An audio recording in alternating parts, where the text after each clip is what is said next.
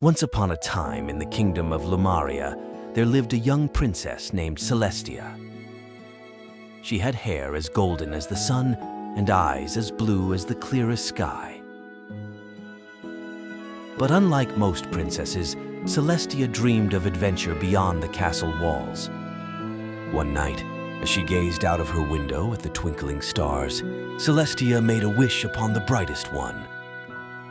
"I wish for a grand adventure," she whispered. The next morning, a mysterious map appeared on her bedside table, leading to a hidden kingdom beyond the enchanted forest. Determined to uncover its secrets, Celestia disguised herself as a common traveler and set out on her journey.